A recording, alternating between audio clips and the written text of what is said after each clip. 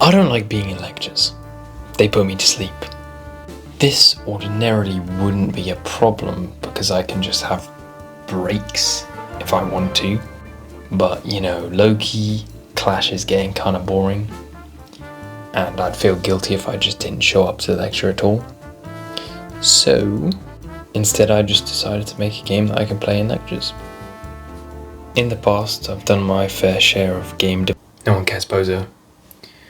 Even with the help of ChatGPT, it took me a week to make this game. But any experienced game developers would probably only take a day to make it. But regardless, here we are. So what's the game even about?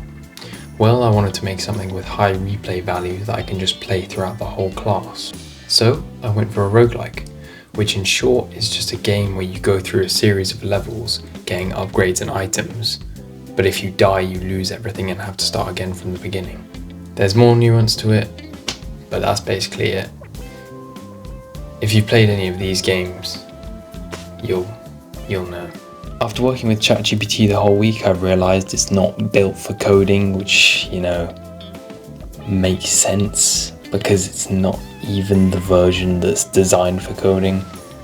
It's literally just the base version for talking to people. But I still used it the whole week, because I'm a dum-dum. Anyway, I started off by whacking down a square, which would end up being the player later on. I then got ChatGPT to whip me up 4 scripts, one for the player movement, one for the player attack, one for the enemy AI, and one for the enemy health. That just about rounded off the basic system, and it took me the whole of the first day. So I started off by making a room which would spawn a given amount of enemies, but it took longer than expected because I couldn't figure out how to layer things properly, or how one thing would go on top of the other. So it ended up taking ages, and it didn't help that I had a really annoying AI misleading me. I'm sorry, chat. It was technically my fault because I was giving you the wrong information. Doesn't matter. Moving on. I then decided that I would take it from a nothing burger to actual content by adding walls and a door to the room, so that you actually had to defeat all the enemies before moving on. This basically initiated the core gameplay loop. You start in a room, you defeat all the enemies, you move on to the next room, and repeat.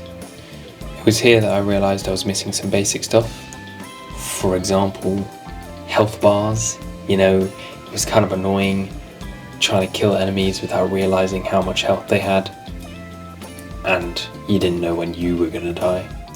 So I added them. That took probably an hour. It should have taken 5 minutes.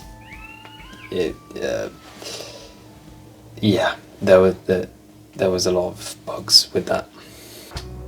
The annoying thing about coding in general, it's not even just with games, to be honest, it's just coding in general, is that a lot of the time bugs act like Hydra. You cut one head off and 2 more appear.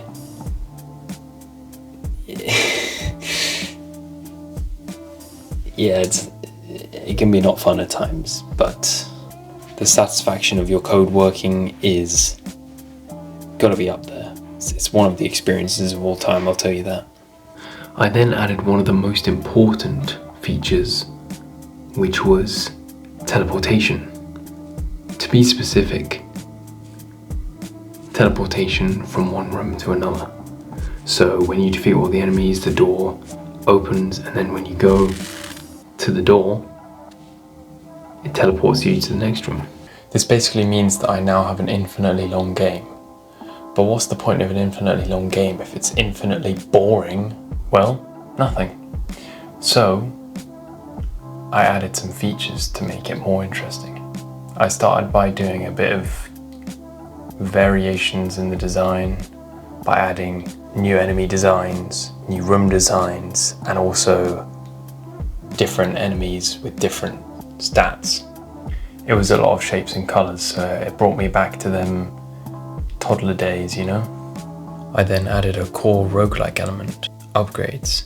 I added 3 main upgrades, all with an equal chance of appearing at the end of each round. Increased damage, increased range, and increased attack speed. The final thing I added to my game was text, both for when you die and for when you get an upgrade.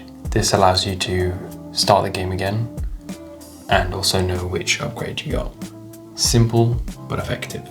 Now, this obviously doesn't make for the most interesting game in the world, but I think it's a good start. And I'm pretty proud of what I've done over the week. So, overall, not mad. Although chat, I am mad at you, bro. I did try to add a few more things before the end of the week, but I ran out of time. If you made it this far in the video, thank you, and please consider subscribing. I put a lot of effort into my videos, even if it doesn't necessarily show it sometimes. And I want to say a few things before wrapping up. Firstly, I want to know if you guys like this kind of content, or if you prefer, I don't know, more fitness kind of stuff, or literally anything else. I'm down for whatever, whenever. So yeah. And secondly, if you do enjoy this content, do you want me to turn this into a series, or do you want me to work on other games? Up to you. If I do turn this into a series, I plan on making it such a good game that I can eventually release it for the public.